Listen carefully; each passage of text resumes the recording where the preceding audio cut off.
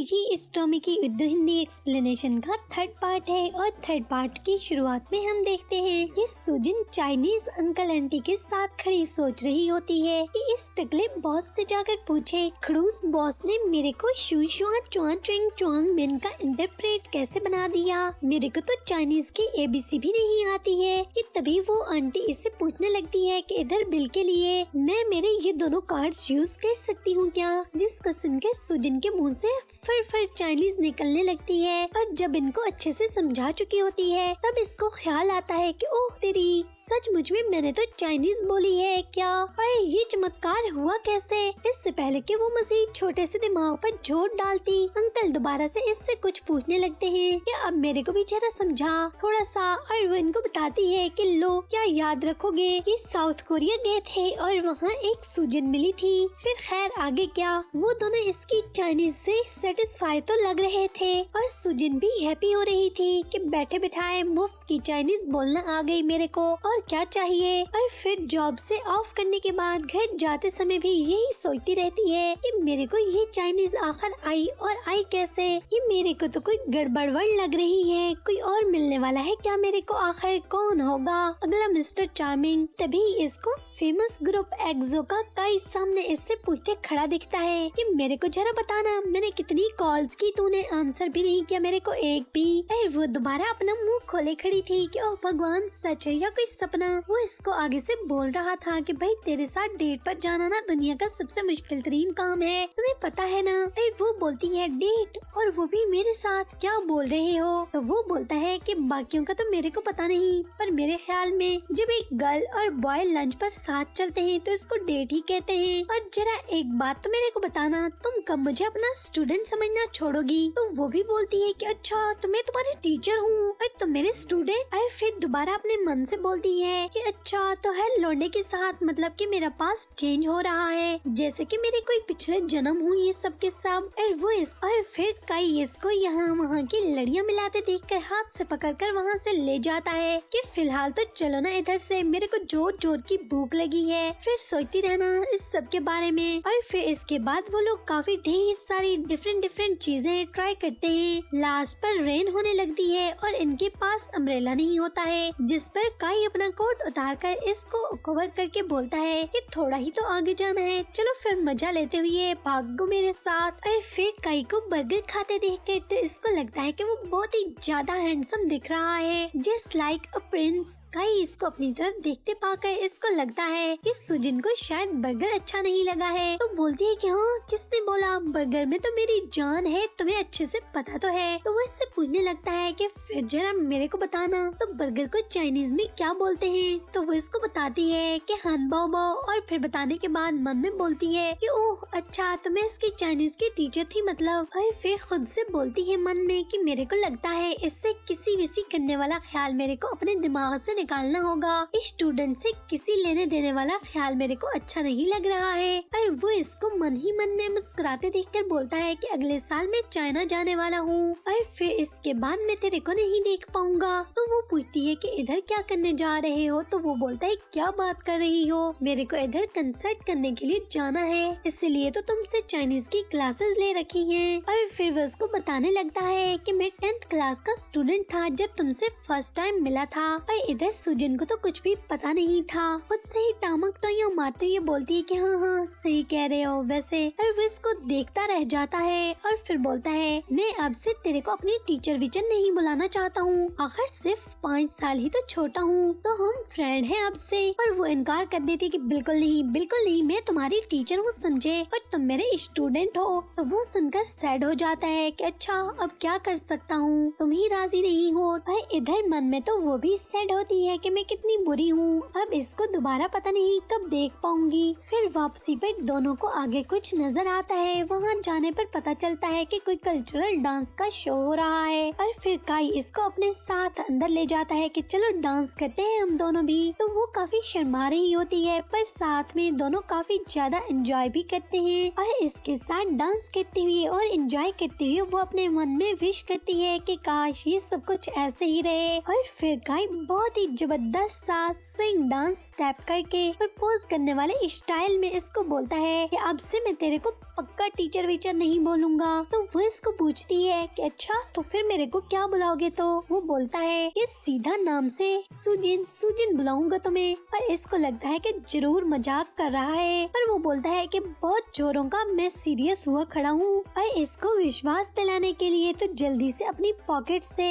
जैसी रिंग उसने खुद पहन रखी होती है वैसे ही सेम रिंग इसको पहना देता है कि चलो पहले सबसे पहले तो मैं अपना मामला सेटल कर देता हूँ। तेरे बदलने का तो मेरे को कुछ पता ही नहीं चलता है, कब तू इनकार कर दे, अभी तो राजी खड़ी है। और फिर रिंग पहनाने के बाद इसको बोलता है कि अब बोलो जरा, मजाक है क्या? अब तुम मेरे को स्टूडेंट नहीं बुला सकती हो, और अब मेरे को ये भी कभी दोबारा मत कहना कि तुम्हें पता नहीं है कि मैं तुम्हें कितना ज्यादा लाइक करता हूँ। तो वो बोलती है कि नहीं, ये तो मेरे को पता है कि तुम मुझे लाइक करते हो। जिसे सुनकर तो वो इसके क्लोज जाकर इसको कसकर पकड़ लेता है। वो समझ जाती है कि मामला आगे जाने वाला है और अगर किस तक पहुंच गया तो ये सब सपना टूट जाएगा। और वो इधर से वापस नहीं जाना चाह रही थी, इसलिए इससे कुछ और टाइम सोचने के लिए मांग रही थी और अपने लिप्स पर भी हाथ रखे हुई है। तो इसको बोलती है कि तेरे को नहीं लग रहा ये सब कुछ इतना क्लोज होने के लिए हमें थोड़ा और समय चाहिए। और साथ ही साथ में कैसे भी करके तो इस किसी को रोक लेना चाहती है, पर वो तो मानने को राजी ही नहीं था कि ना बाबा ना, मैं थोड़ा भी और टाइम वेस्ट नहीं करने वाला हूँ। इस कॉटन कैंडी के मजे लेने के लिए पहले ही बहुत लंबा इंतजार करना पड़ा मेरे को। और इसको किस करने लगता है, पर बेचारी अकेली खड़ी थी काउंटर पर हमेशा की तरह। और फिर यहाँ पर 4 वाला कार्ड भी रिवील हो गया था और अब सैड थी कि अब सिर्फ मेरे पास सिर्फ 2 अननोन बॉयज की चॉइस ही रह गई है। अभी वो बेचारी वहाँ पर खड़ी सैड सोच ही रही होती है कि इधर इसकी कुलीग इसको जबरदस्ती वहाँ से इसके बॉयफ्रेंड से मिलने के लिए भेज रही थी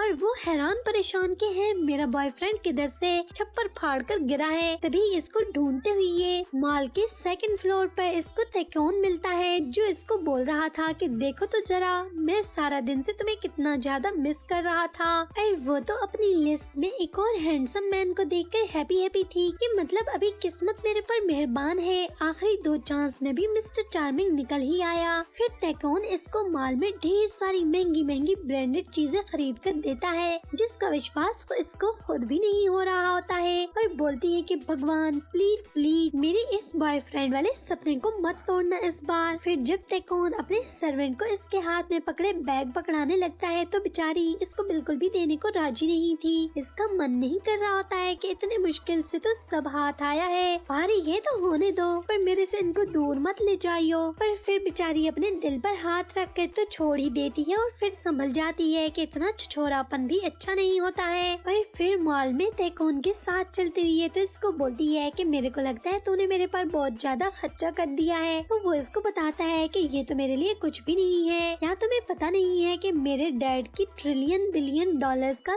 सारा बिजनेस मैं ही तो संभाल रहा हूँ। तो वो बोलती है कि हाँ वो सब तो सही बोल रहे हो, पर फिर भी कुछ ज्यादा ही नहीं हो गया, पर फिर भी ये कुछ ज्यादा नहीं है। तो वो इसको बोलता है कि तुम मेरी एंजल हो और मैं इतना क्या, इससे भी बहुत ज्यादा तुम्हारे लिए करना चाहता हूँ। और खुद को एंजल कहते सुनकर तो मन में बोलती है कि हाँ बिल्कुल, जो भी तुम्हारे साथ होगी सचमुच में वो एंजल ही होगी। और बोलती है कि इस एंजल का धन्यवाद कि जिसकी वजह से मेरे को भी तेकोन के साथ कुछ मजे लेने का मौका मिल गया। और फिर जब वो दोनों एक दूसरे के साथ एंजॉय करते जा रहे होते हैं, इनको स्टॉप तब लगता है जब तेकोन की एक्स लोरा इनके सामने बैरियर बनी खड़ी इनको घूर रही होती है कि अकेले अकेले किधर मजे लिए जा रहे हो, हमको भूल गए। तो वो पूछता है कि तुम इधर क्या कर रही हो, और वो बोलती है कि ये सब बाद में, मेरे को पहले बताओ कि तुम मेरे साथ ये सब कुछ कैसे कर सकते हो, और जरा ये भी बताना कि हमारे पेरेंट्स ने जो हमारी शादी फिक्स की है वो तुम मेरे से करने वाले हो या नहीं, हाँ या ना में आंसर करो। और साथ में ये भी सुन लो कि मैं तुम्हारे से शादी करने के लिए सारी लाइफ वेट करूंगी। तो वो इसकी बात सुनकर बोलता है कि माफ करना, पर मैं तुम जैसी बिला को अपने गले में नहीं बांध सकता हूँ। इधर सुजिन तो अभी हैरान परेशान खड़ी सारे मामले पर गौर फिक्र फरमा रही थी कि चल क्या रहा है, कि तभी लोरा इसके फेस पर पानी का गिलास फेंक देती है, जिस पर तेकोन को लोरा पर गुस्सा आ जाता है कि पागल औरत, तुम्हारी हिम्मत कैसे हुई ये करने की।